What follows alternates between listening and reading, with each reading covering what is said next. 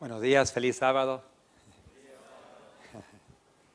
El saludo adventista es muy apropiado cuando estamos juntos. Por todo el mundo es igual, nos saludamos y realmente no paro en casa mucho y cuando estamos juntos para mí es un privilegio y estar con ustedes esta mañana. Los sábados son muy especiales. Son días que Dios ha separado de una actividad que acelera cada día más y más. No sé si esta semana ha sido ocupado para ustedes, muy ocupada.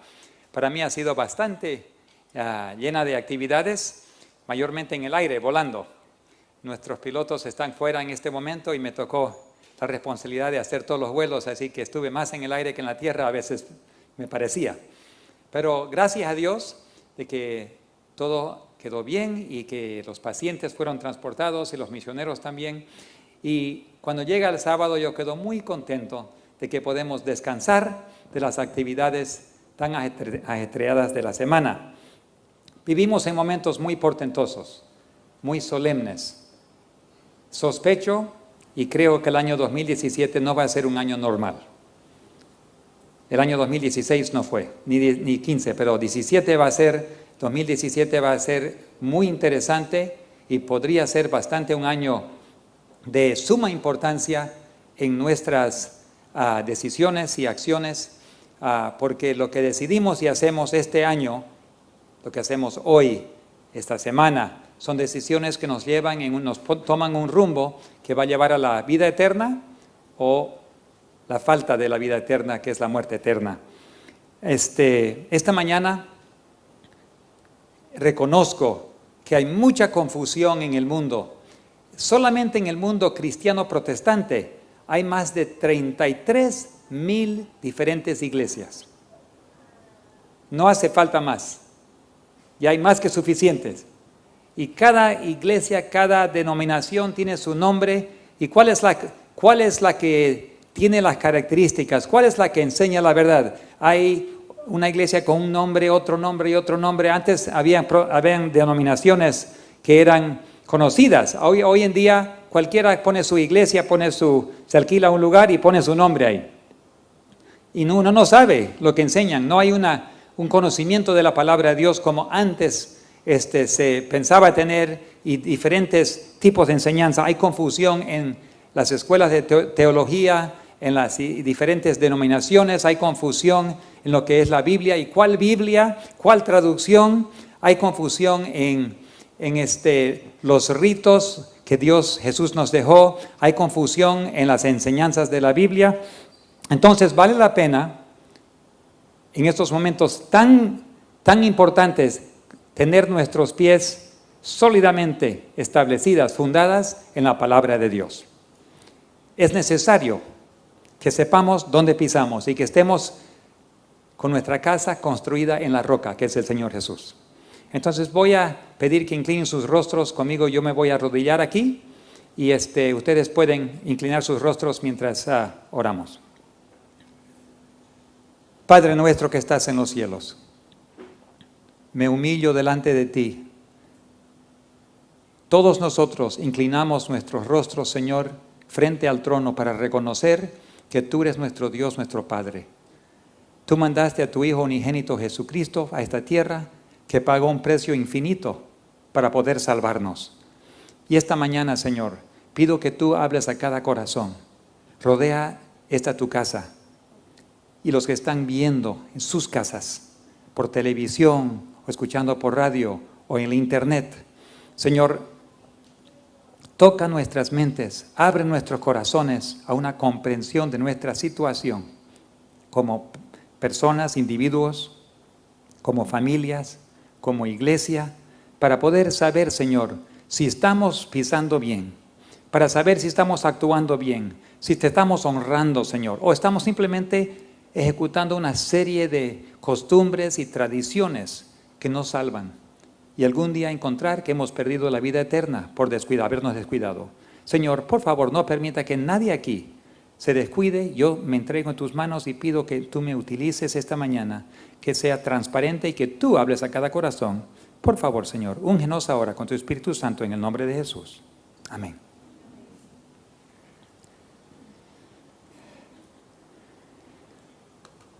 Ahí la pregunta, existe la pregunta, ¿cuál es la religión verdadera?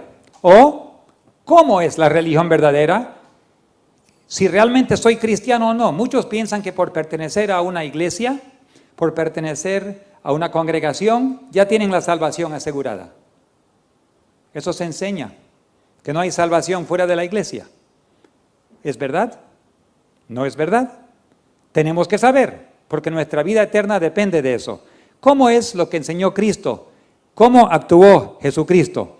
Entonces, aquí vemos, vamos a empezar con el principio. Tenemos que entender de dónde venimos y sabemos a dónde vamos. Es muy importante. Dice, y vio Dios todo lo que había hecho, y aquí era bueno en gran manera, y fue la tarde y la mañana, el día sexto. En Génesis 1:31 vemos eso. Dios hizo toda su creación en 6 días. Y descansó el séptimo día, pero terminó su trabajo el sexto día, que es lo que había hecho, y hizo una cosa Dios.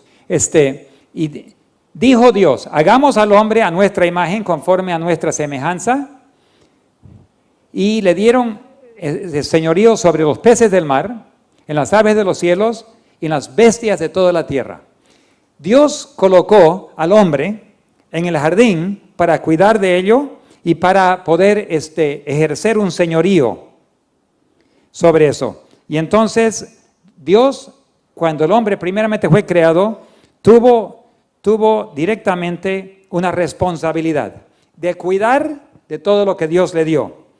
En Génesis 1:26 dice que Dios le mostró a Adán su trabajo y le dio su trabajo. Pero tristemente, la siguiente toma ahí muestra que simplemente hubo una tristeza que entró al jardín de Edén. El pecado, la desobediencia entró al jardín de Edén y con humildad e innegable tristeza se despidieron de su bello hogar, Adán y Eva, y fueron a morar en la tierra sobre el cual había descansado la maldición del pecado. La atmósfera lo sintieron frío, la temperatura que antes era tan suave y uniforme, estaba ahora sujeta a grandes cambios. Y misericordiosamente el Señor, imagínense, nunca había entrado la muerte antes al jardín de Edén, pero el Señor tuvo que matar al primer corderito. ¿Se imaginan? Jesucristo tuvo que darles ropa y para conseguir esos cueros, un corderito tuvo que morir. Nunca habían visto la muerte, pero el Señor les dio vestidos de pieles para protegerlos de los extremos del calor y del frío. Así dice Patriarcas y Profetas, página 41. Entonces ya sabemos que en la Biblia habla de lo que Dios le dio vestimenta. Entonces Jesucristo tomó eso, Él mismo, como símbolo. Bueno, dice, seguimos leyendo, dice, la muerte de las delicadas y frágiles flores. Fue una realidad en motivo de su motivo de tristeza. Cuando Adán y Eva vio morir la primera flor, pero cuando los bellos árboles dejaron caer sus hojas, la escena les recordó vivamente la seria realidad de que la muerte es el destino de todo lo que tiene vida. Qué triste. Una hoja para ellos causó dolor, para nosotros no causa dolor, ¿no? Vemos caer las hojas, los rastreamos o arreglamos y todo bien, pero para ellos como nunca habían visto. Pero Dios no los dejó sin esperanza, les dio una promesa. Y esa promesa se encuentra en Génesis 3:15. En Génesis 3:15, Dios prometió y le dio esperanza. Y pondré enemistad entre ti y la mujer, y entre tu simiente y la simiente suya. Esta te herirá en la cabeza y tú le herirás en el talón. Hablando de a la serpiente. Hablando a la serpiente, Jesús le prometió a la serpiente que esa serpiente iba a sufrir un daño, le iba a aplastar la cabeza, a sufrir su cabeza aplastada, pero iba a herir al talón. ¿Cuántos de ustedes pueden correr cuando el talón está herido? Difícil caminar, ¿no? Ven personas siempre que están caminando así. Pero eso es solamente herir. ¿Cómo será aplastar el talón? O que se caiga alguien y que el hueso salga. O sea, con una herida así, difícilmente se camina, pero Jesús prometió que algún día la serpiente iba a sufrir una herida mortal, pero que la serpiente iba a causar una herida al talón y hacer muy difícil el caminar para el pueblo de Dios, especialmente para Jesús. Bueno, ahí entramos ahora, tenemos la promesa, ahora pasamos a ver el sacrificio. El sacrificio que Jesús enseñó a Adán y Eva fue de que un corderito tenía que ser sacrificado por sus pecados, como símbolo del Cordero de Dios. Ese corderito, aquí está limpio, se ve una pequeña herida, un poquito de rojo, está muerto ahí, pero buscando en el internet encontré algunas tomas, algunas fotos de sacrificios que realmente han hecho en el mundo y no es tan bonito, no es tan limpio como esto. Está abierto el cuello, está cortado totalmente y está abierto y la cabeza está medio separada, casi la primera mitad, hay sangre por todos lados y tú ves adentro del cuello y te das cuenta lo difícil y lo feo que es la muerte. Jesús pagó esa pena por nuestra muerte. Aquí lo tienen limpio, pero dice, Dios le aseguró a Adán y su compañera que a pesar de su gran pecado, no los abandonaría a la merced de Satanás. El Hijo de Dios había ofrecido expiar con su propia vida por sus pecados. Entonces, ahí vemos la hermosa promesa que en el momento que el hombre pecó, Dios proveyó una solución. Él mismo tomaría la pena de la muerte y pagarlo. Pero al multiplicarse la raza humana, se dividieron en dos grupos grandes, los hijos de Caín, los que seguían en rebeldía a Dios, y los hijos de Dios que seguían el camino de Set. Aquí se muestra a una persona orando en la montaña, vamos a ver aquí, orando en la montaña, recordando aisladamente a su Creador y pidiendo en esa solitud, pidiendo la presencia de Dios. Ellos adoraban a su Creador. Había otro grupo que seguían a Caín. La mayoría adoraban a los demonios. Eran violentos, alcohólicos, siervos del placer y perseguían a los hijos de Dios. Dos grupos grandes en el principio y hubieron dos grupos grandes en el diluvio y van a haber dos grupos grandes en el fin. Cuando Jesús estuvo también habían dos grupos. Dios en algún momento decidió que ya no podría aguantar, se arrepintió, dice la Biblia, de haber creado al hombre. Tanta maldad que había. Dios pues dijo a Noé, he decidido el fin de todo ser, porque la tierra está llena de violencia a causa de ellos, y he aquí que yo los destruiré con la tierra. Llegó el momento que hasta mismo Dios se arrepintió de haber creado a los hombres. Llegó el diluvio, destruyó, sabemos que quedó solamente Noé y su esposa, sus 3 hijos y sus esposas. De allí, toda la raza humana, todos llegamos a la misma descendencia. Todos somos hijos e hijas de Noé. Y llega el momento cuando se multiplican otra vez y de nuevo quedan 2 grupos. Cuando llegó Jesús, 2000 años más o menos después, habían 2 grupos. Y Jesús vino en un momento muy importante en la historia y Él empezó a entrenar las Escrituras. Ocurre que los sacerdotes, yo estuve en Jerusalén hace unos meses atrás y estudié un poco de la historia y lo que habían hecho es, habían estudiado los sacerdotes y los eruditos de Israel, los jóvenes brillantes, habían ido a Grecia para estudiar. Y al estudiar en otras universidades públicas de Grecia, aprendieron mucha filosofía de los griegos. Y esa filosofía lo trajeron de nuevo a Jerusalén y empezaron a formarse diferentes formas de culto. Por ejemplo, yo soy sacerdote, ustedes son comunes, nosotros somos de un más alto nivel espiritual que ustedes. Y ahí se forman todas esas ideas que el sacerdocio tenía mayor autoridad espiritual que los hogares y los miembros. Con Dios nunca fue así. Cada persona es un sacerdote. Cada persona tiene autoridad espiritual. Cada persona debe liderar su hogar. Y no hay ventaja en ser pastor sobre miembro. Es una responsabilidad ser pastor. Es una responsabilidad ser anciano, diaconisa, diácono. Es una responsabilidad seria trabajar para Dios. Pero no te da una ventaja para el cielo. No te da mayor autoridad espiritual para la salvación. No te vas a salvar porque tu padre era presidente de alguna unión o de la asociación general. Tú tienes una responsabilidad sagrada y tienes el privilegio de servir a Dios. Pero cada persona tiene que tener una conexión directa con Dios. Entonces, Jesús vino para enseñar.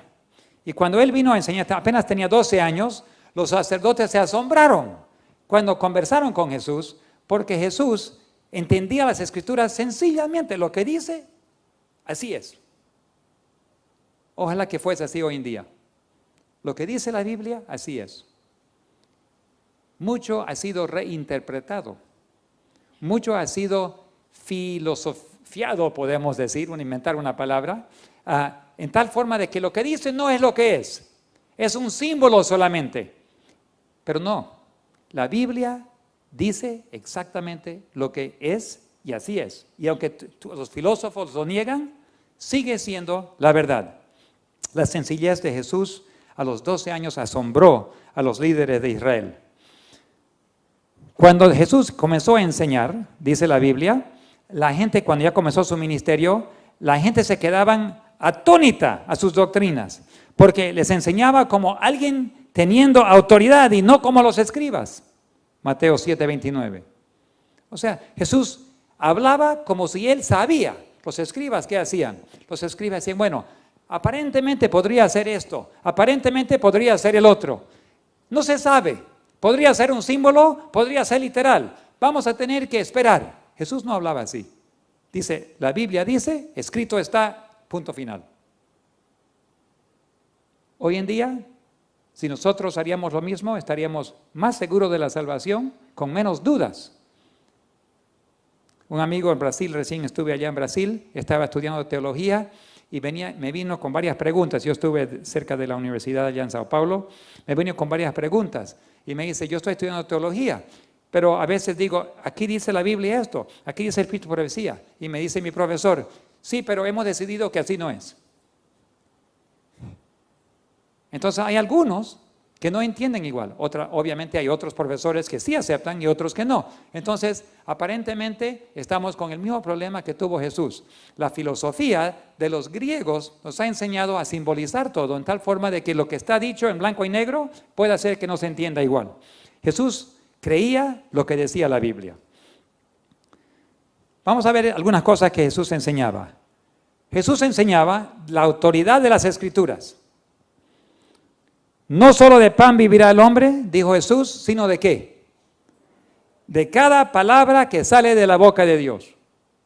No vives de tu sueldo, no vives de tu trabajo, no vives de otras cosas, de tu dinero, de tus habilidades, de tu educación. Tú vives de cada palabra que sale de la boca de Dios.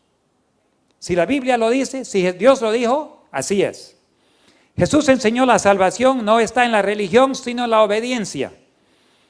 Dijo en Mateo 7:21, no todo lo que me dice Señor, Señor entrará en el reino de los cielos, sino el que hace la voluntad de mi Padre que está en los cielos.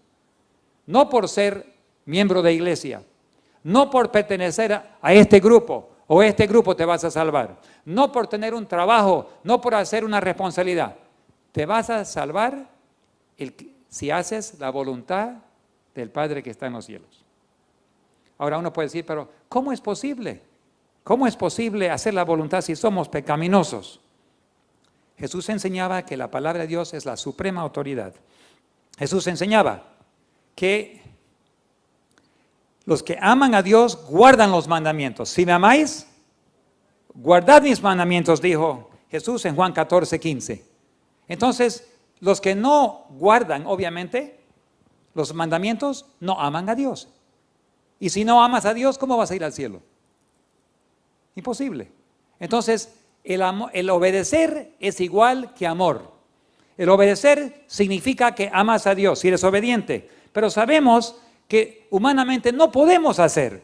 En mí no existe el poder para hacerlo.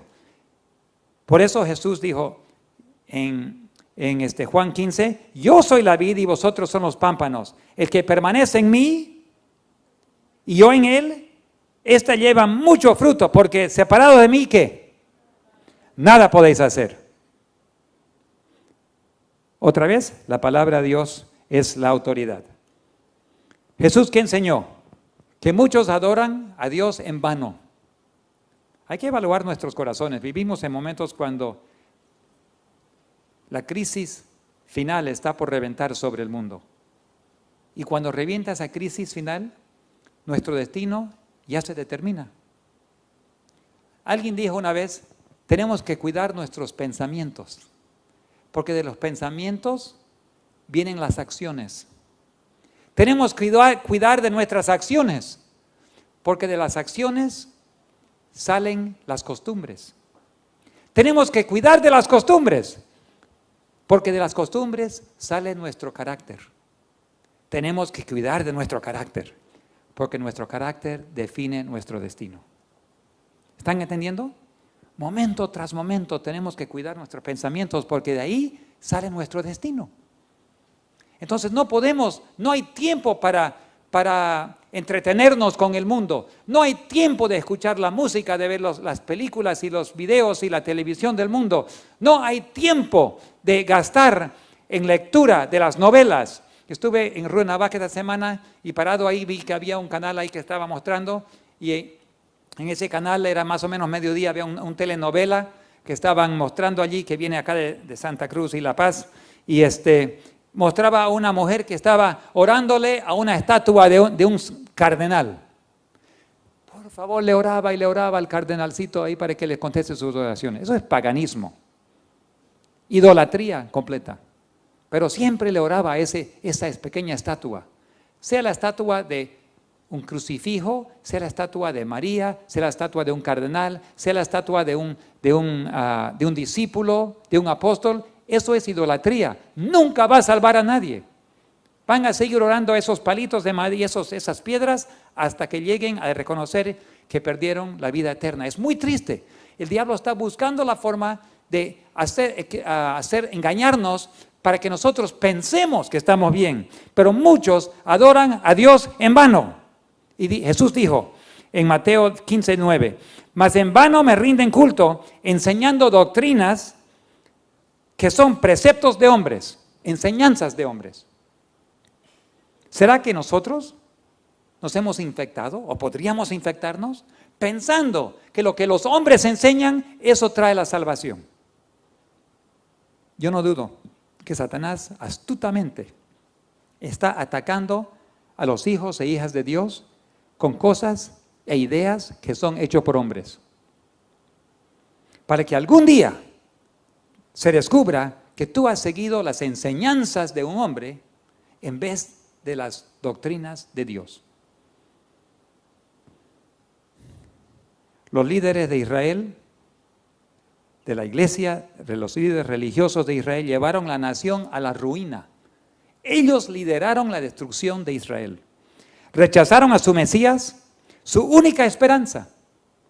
Su templo y los servicios quedaron vacíos, y los líderes lideraron la rebelión contra Roma, y en el año 70 fueron totalmente destruidos por Roma. Más de 2 millones de personas fueron matados y más de 20,000 cruces. Imagínense, 20,000 cruces con personas clavadas, crucificados allí en las afueras de Jerusalén. Es casi imposible concebir de tanto dolor y tanta agonía.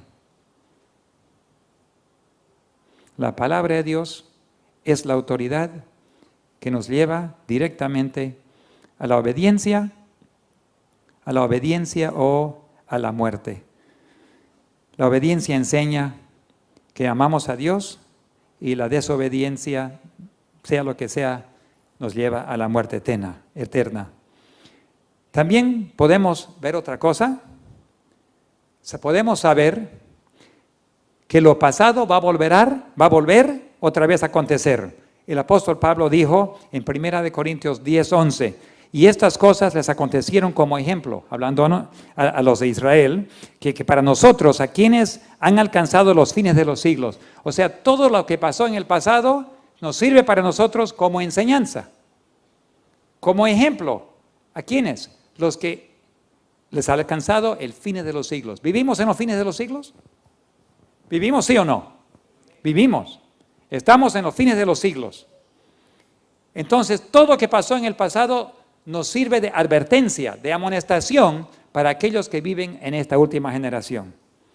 Los líderes religiosos engañaron casi todo el mundo en el pasado y serán líderes religiosos que engañan a todo el mundo en el futuro.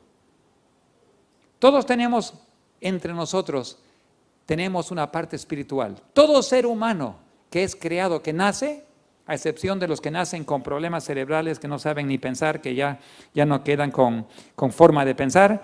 Todos los que pueden pensar y todos los que pueden tener un cerebro, nacen con una parte espiritual. Y esa parte espiritual fue puesto por Dios para poder acercarnos y que nuestro corazón, hay personas paganas que nunca han escuchado de Jesucristo, pero que en su corazón, y dice el Espíritu de Profecía, algunos de ellos van a estar en el cielo. ¿Por qué? Porque reconocieron un creador en la naturaleza y se acercaron a ese creador en humildad y por lo tanto ellos lograron una relación de dependencia y obediencia en Dios. Increíble.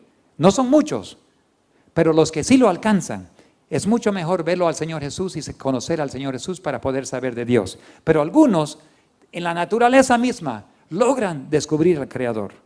Pero los líderes religiosos que toman ese deseo que cada hombre y mujer tiene de conocer a Dios, en cualquier religión del mundo que sea, tomar esa parte, son los líderes religiosos que tienen la mayor responsabilidad si uno va a llegar a ser salvo o se va a perder. No tenemos que depender de personas, pero las influencias de los líderes religiosos son muy importantes. Dijo Jesús en Mateo 24, porque se levantarán falsos cristos y falsos profetas y harán grandes señales y prodigios hasta el punto de engañarles, si fuera posible, a los mismos escogidos. Si fuese posible, o sea, tanto engaño, tan escondidos son las intenciones de Satanás que aún los mismos elegidos no saben qué pensar. Pero no es posible, gracias a Dios, porque Dios los va a proteger. Entonces, tenemos esta amonestación. Jesús nos dijo claramente, nos enseñó.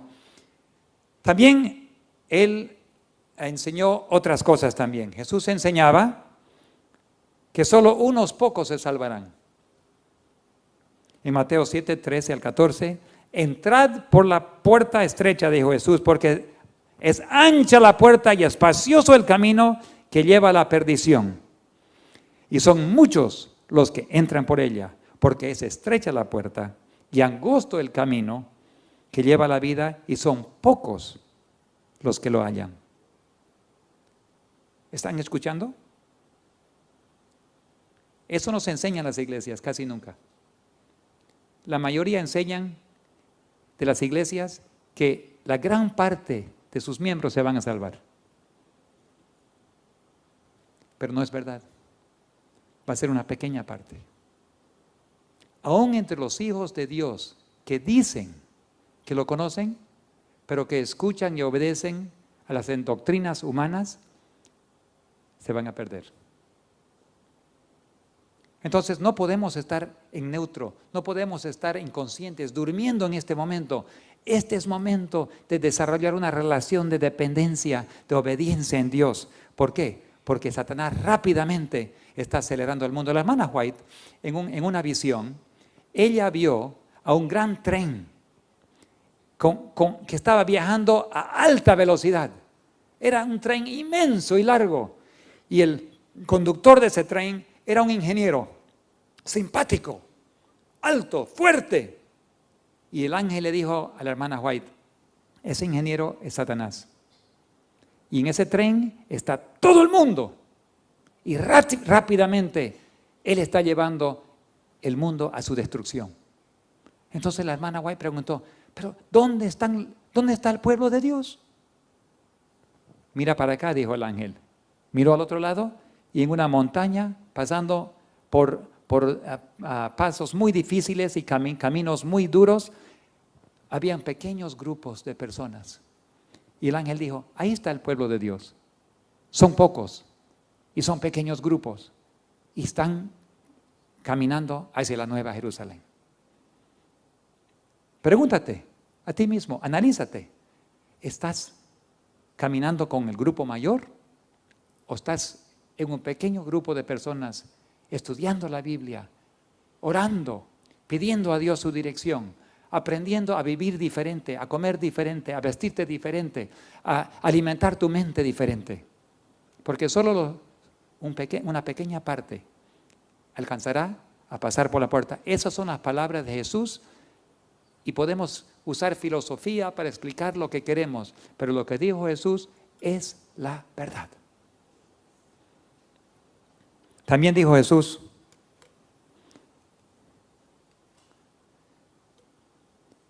dijo que es muy difícil para que los ricos se salven. ¿Cuán difícilmente entrarán en el reino de los cielos los que tienen riquezas? Dijo Jesús en Lucas 18:24. Pero eso podría aplicar a cualquiera de nosotros, porque todos nosotros somos más ricos que alguien. No podemos apuntar el dedo y decir, ellos tienen más que yo, entonces ellos son los ricos. No, en comparación a algunos lugares, nosotros todos somos ricos. Y todos tenemos deseos de nuestras cosas. Yo estaba volando ayer, dando vueltas, dando instrucción de vuelo en la avioneta ayer aquí. Yo miraba las casitas acá que están construyendo a nuestro alrededor de nuestros vecinos. Hay algunas más grandes que otras, algunos chiquititos, otros más grandes, y cada uno buscándose un rinconcito, ¿no? Y no importa si eres pobre o rico y el tamaño de tu casa, todos están queriendo buscarse un pedacito de tierra con su casita, ¿no es verdad? Yo miraba los diferentes tamaños y me imaginaba cómo deben ser las personas en esas casitas. Algunos apenas tenían un techito y 4 paredes, otros tenían ya construidos como 6 o 10 cuartos, otros tenían 2 pisos. Y dije, algunos tienen más recursos que otros, pero todos están en la misma. Entonces esto aplica a todos. Si amamos a los bienes, si amamos nuestras cosas, qué difícilmente nos vamos a salvar. El que tiene más tentación. Porque el que no tiene nada, no tiene nada. Pero el que tiene mucho, difícilmente lo suelta. ¿Y quién se va a llevar riquezas al cielo? ¿Alguien? ¿Cuánto oro se va a llevar al cielo? ¿Una bolsa de oro? Nada. Todos los que llegamos al cielo por la misericordia de Dios, vamos a dejar todo atrás, 100%. Entonces, en cada caso, no importa cuánto tienes, poco o más, es lo mismo. Tienes que aprender a dejar todo atrás. No algún día, desde ahora. Si vas a seguir al Cordero, tienes que levantar tu cruz y seguirlo, pero tienes que dejar las cosas atrás. No significa que no tienes que tener dónde vivir, no significa que no puedes tener algo de dinero, no significa que tienes que vender todas tus cosas, significa que tienes que reconocer que todo le pertenece a Dios y a Él le tienes que decir, Señor, todo es tuyo. Ahora dime qué hago con lo tuyo. Sea el carro, sea la casa, la propiedad. No tengo nada, yo, mi influencia, mi educación, Señor, todo lo que tengo tú me has dado. ¿Qué hago con lo tuyo? Eso significa. Y si podemos hacer eso, poniendo todo en las manos de Dios, Él empieza a dirigir nuestras vidas y guiarnos por ese paso. Algún día vamos a estar en pequeños grupos, pasando por lugares difíciles. Porque si estás en el tren, te garantizo lo siguiente, en el tren que dirige Satanás, hay coches muy cómodos. En el tren que dirige Satanás, hay comedor con restaurantes. Ahí sirven comida rica, alcohol y vino. En el tren que dirige Satanás, hay dinero. En el tren que dirige Satanás, hay aire acondicionado. Y les garantizo que en el grupo pequeño no hay. En el grupo pequeño que está caminando por la montaña, no hay restaurantes. Se sufre hambre, a veces el frío. Difícilmente entrar al cielo Pocos lo encuentran. ¿Tú te quieres salvar? Escucha las palabras de Jesús, no son palabras del pastor Gates. Esas palabras vinieron de la boca de Dios, de Jesús. Dijo, cuán difícilmente entrarán en el reino de Dios los que tienen riquezas. Lucas 18:24. El templo se convirtió en un mercado donde reinaba la avaricia. El mismo templo donde Jesús tenía que haber sido honrado, era su casa. Él, al entrar ahí, encontró que habían hecho un mercadeo de la salvación. Quitad de aquí esto, dijo, y no hagáis de mi casa, de mi Padre, una casa de mercado. Juan 2:16.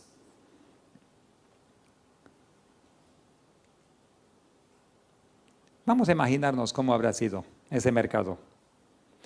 Recuerden que en esos días era necesario sacrificar corderos y animales para obtener la salvación.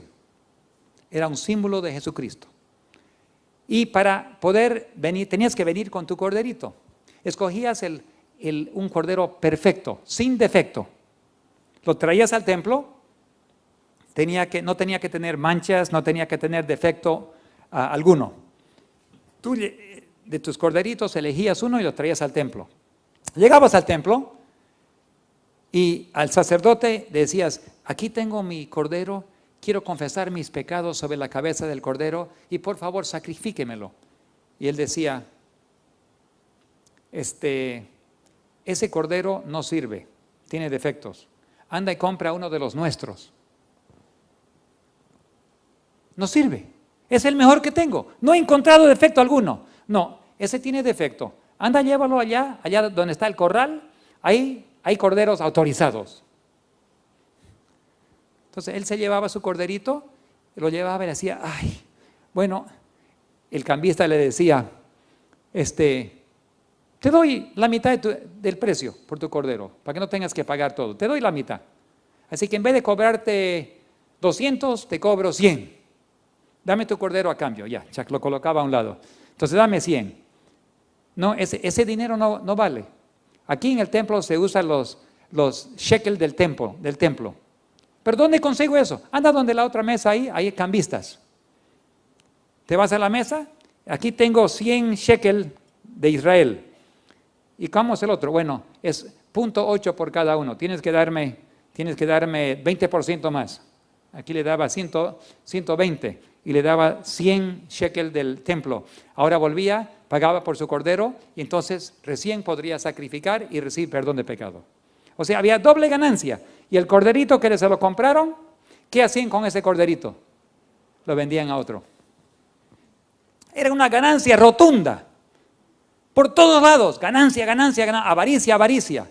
Y Jesús entró y se indignó al ver todo eso y dijo, saquen estas cosas de la casa de mi Padre. Lo han convertido en mercadeo. Entonces, compraban y vendían almas. Y Jesús entró y la indignación divina le entró y con una cara que brillaba con la presencia de Dios, Jesús purificó al templo y sacó afuera a todos aquellos que hacían negocio con la salvación. Y quiero hacerles recuerdo que el Señor Jesús cuando hace algo, no lo hace de malicia, lo hace con amor. Pero tenía indignación y Él nos ofrece hoy en día hacer lo mismo. Si tú estás dispuesto, el Señor va a purificar tu alma, tu cuerpo y tu mente de todo pecado y mundanalidad. Solo Jesús puede hacerlo, tú no lo puedes hacer. Algunos resisten, cuando yo esté mejor yo voy a entregar mi alma al Señor. Es que nunca vas a ser mejor. Tú tienes que venir como estás y entregar tu alma al Señor. Él lo va a hacer. Hoy en día todavía hay negocio. Todavía se hace negocio de la religión. En Brasil, donde acabo de llegar hace unos días atrás, por todo Brasil hay grandes iglesias multimillonadas. En Estados Unidos hay de todo y se hacen milagros a favor del dinero. Siguen negociando con la religión. Algunos son grandes pastores televangelistas, otros son curanderos y espiritistas que sanan, otros Satanás causa enfermedades y después usa a las personas para sanar las mismas y ofrecer soluciones. Dentro de la iglesia y fuera de la iglesia se practica ese tipo de cosas. O sea, es un negocio. Simplemente hay necesidad, ven acá, págame algo y te voy a dar. Sabemos que en los tiempos de Martín Lutero, una de las cosas que causó la reforma grande era porque estaban vendiendo el perdón. Este año de misericordia que ha declarado el Papa, el año de misericordia que cerró supuestamente en noviembre del año pasado, ese año, ¿cuántos curas no han abusado a los niños? Pero estaban perdonados porque estaban dentro de misericordia. Y no importa qué perdón, es lo mismo de Martín Lutero. Las misas se venden el perdón. Y no solo en la iglesia católica, en la iglesia protestante también, en las diferentes iglesias.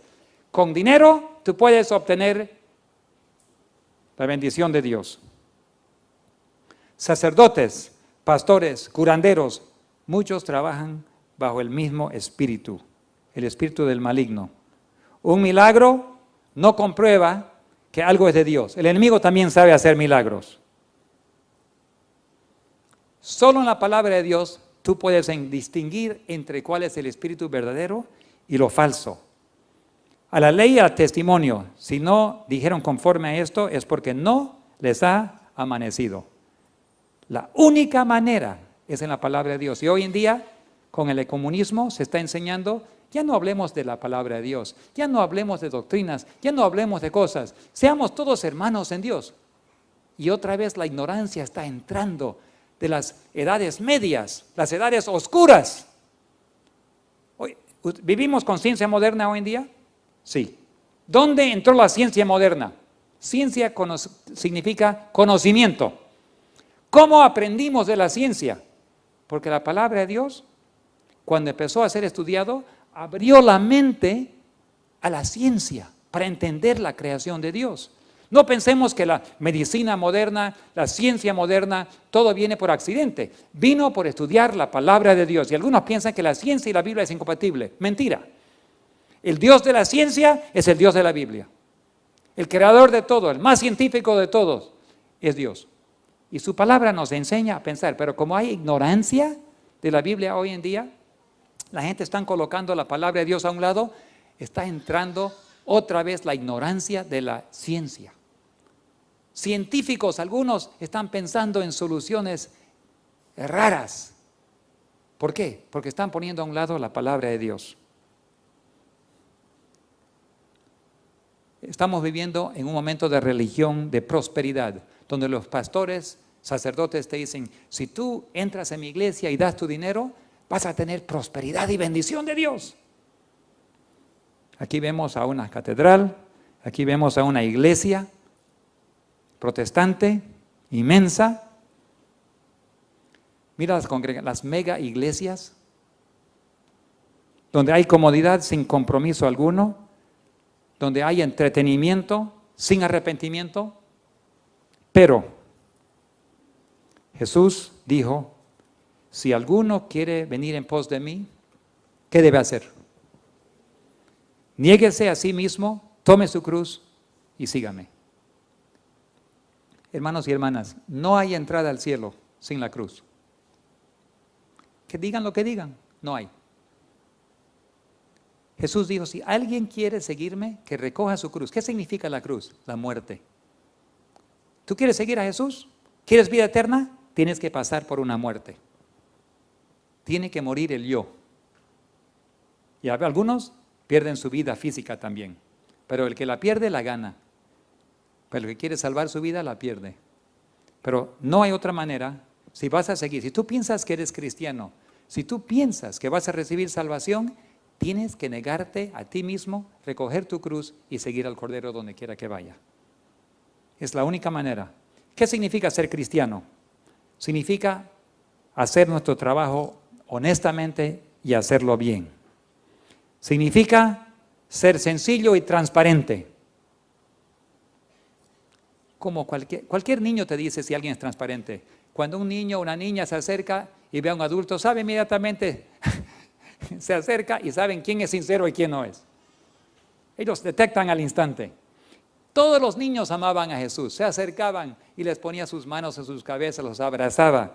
Era muy fácil saber si realmente una persona es sencilla o no. Con los niños inmediatamente detectan eso. Entonces aquí también vemos que es necesario para ser cristiano, ser líder significa ser humilde. En la forma de seguir al Señor, tienes que ser humilde. El que más alta responsabilidad tiene, más tiene que aprender a servir. Más humilde. Pero ¿qué pasa con muchos hoy en día? ¿No sabes quién soy? Soy el líder, soy el elegido. Me han puesto en este puesto. Tienes que obedecer a mí. No, perdón, eso es el papado. En las iglesias protestantes no existe un papa. No puede haber autoridad suprema de hombre. En ninguna iglesia protestante puede haber un hombre. Eso viene de Roma. Viene del enemigo, una actitud arrogante.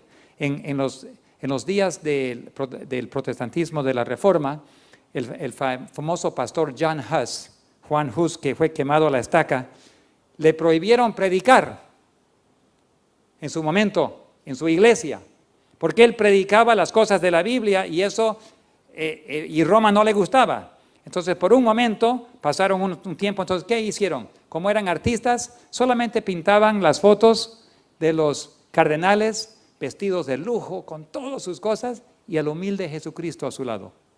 No tenían que decir una sola palabra. La diferencia entre Jesús y el cardenal era muy obvio. ¿Se dan cuenta, no?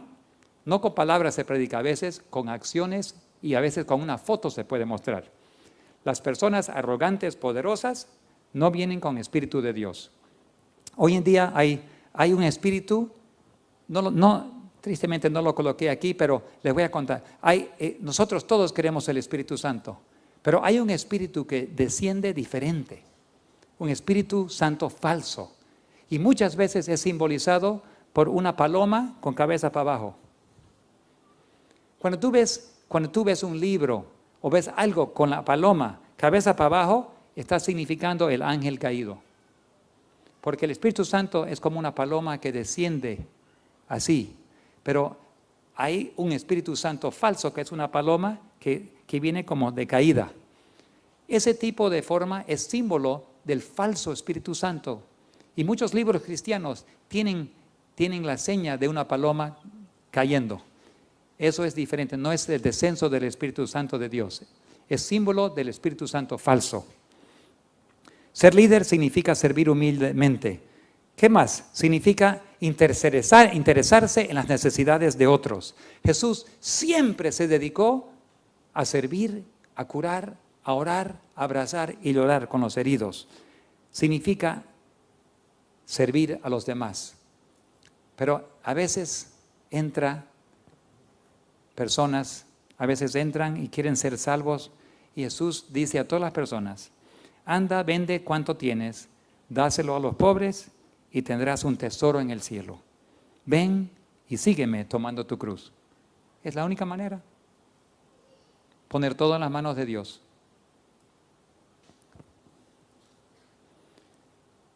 La iglesia, la religión pura e incontaminada delante de nuestro Dios. Dice Santiago, y Padre es esta, visitar a los huérfanos, a las viudas, sus tribulaciones y guardarse sin mancha del mundo. Santiago 1:27. Hay muchos heridos en el mundo, muchos hambrientos espiritualmente, pero también físicamente. Y tenemos que interesarnos en esos pobres, porque tenemos que cumplir la misión de Jesucristo en esta tierra. Compara tu vida con la vida de Jesús. ¿Qué enseñó Jesús? ¿Tienes tesoros en esta tierra o tienes tesoros en el cielo? ¿En tus bienes o en preparar el mundo para la venida de Cristo? ¿Tú has colocado todo en el altar? Toda tu influencia, todos tus recursos, todos tus bienes dedicado a una sola cosa, salvar almas. ¿Compartes en la misión? Porque Jesús dijo, en cuanto lo hiciste a uno de estos mis hermanos o pequeñuelos, a mí lo hiciste. Mateo 25:40. Son las palabras de Jesús acerca del juicio final. Cuando tú aparezcas en el juicio final, y muy pronto, cualquier día, tendremos que acercarnos al trono. Nuestro nombre será llamado. Y va a preguntar, ¿qué hiciste con estos mis pequeñuelos? ¿Dedicaste lo que tenías a cumplir mi misión? No, Señor, yo me dediqué a acumular dinero. Entonces no te conozco. Es muy sencillo. ¿Cuál es la misión de tu iglesia, tu congregación? ¿Es ayudar a los pobres y necesitados? En tus publicaciones, ¿se invierten fondos para literatura gratis para los que no tienen para comprar? ¿Los libros que se venden tienen precios para los pobres o son para los ricos? Porque el que está con hambre no compra un libro caro. Y si no hay para comprar, entonces solo los ricos se salvan. Porque los pobres no pueden comprar ese material que tanto necesitan.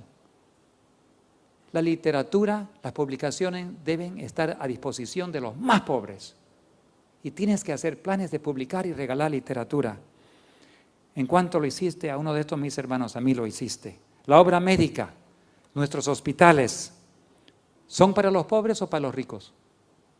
Bueno, aquí en Bolivia no tenemos hospital adventista. Antes teníamos 4 hospitales, pero han desaparecido. Pero en muchos países tenemos hospitales adventistas. Y tristemente, solo los ricos se pueden curar ahí. Pero Dios está pidiendo para que la iglesia ponga centros de atención para los pobres también. Todos. Porque atención espiritual es lo que se necesita, física y espiritual. El mundo está moribundo y necesita, entonces tenemos que reubicar nuestro enfoque para cumplir la misión. Educación. Nuestros colegios y escuelas, ¿abren sus puertas para nuestros hijos o solo para los que tienen recursos? Si seguimos en los pasos de aquellos que hacen un gran negocio de la religión, estaremos haciendo lo mismo como los fariseos, un mercadeo de la salvación. Tenemos que empezar a pensar en la misión de la iglesia. ¿Qué haría Jesús hoy en día si Él tuviese que entrar de nuevo? ¿Qué haría si Él tendría que mirarnos, examinarnos? Tenemos que evaluarnos de nuevo y preguntarnos, ¿qué haríamos? Aquí hay una imagen de un joven moderno que entra y voltea las mesas, pero están vestidos modernamente. Nos recordamos de Jesús como estaba, pero ¿cómo sería si Jesús hoy en día entraría a la iglesia? Negocian con los libros, negocian con la educación, se negocia con la obra médica. Tenemos que hacer que nuestros ministerios alcancen al más pobre como al rico por igual. Tenemos que trabajar con todos. Dios ama a todo el mundo. Jesús pagó un precio infinito para rescatarnos. Él vino a esta tierra, dio todo, pero Él pide que hagamos lo mismo. Y Él nos invita hoy en día que dejemos nuestras redes y dice, ven y sígueme. ¿Estás dispuesto a dejar tu red? ¿Cuál es tu red? ¿Tu trabajo? ¿Tu influencia? ¿Tus quehaceres de la vida? ¿Estás dispuesto a colocar a un lado y decir, Señor, aquí está mi red, estoy ocupado, tengo muchas cosas, pero Señor, Jesús viene hoy en día, ven y sígueme, deja tus redes y sea un pescador de hombres. Está hoy en día preguntando el mismo Jesús. Y como resultado, Él hace una hermosa invitación. Algún día vamos a tener el privilegio de recibir ese abrazo divino. Imagínense cuando han colocado todo en el altar. Han salvado almas, han puesto su prioridad en las almas. Y algún día cuando lleguen al cielo y hay personas por todos lados que los van a acompañar. ¿Por qué? Porque pusieron todo en las manos de Dios y trabajaron para salvar almas. Recibir un abrazo de Jesús, ¿ya lo pueden imaginar cómo será? Yo estoy ansioso, pero todavía no quiero ir al cielo. ¿Por qué? Porque hay muchos que todavía no saben. Si yo pienso en mí, hoy día yo quisiera ir. Pero si pienso en los que no saben, todavía, Señor, deme más tiempo para trabajar. Pero quiero recibir ese abrazo algún día y decir, bien, buen siervo, entra al gozo de tu Señor. Sobre poco has sido fiel, sobre mucho te pondré. Esa es la invitación que tenemos hoy en día. Y vamos a tener una música especial ahora y después una invitación. Jesucristo está hablando a cada corazón hoy en día para que nos colocamos en sus manos.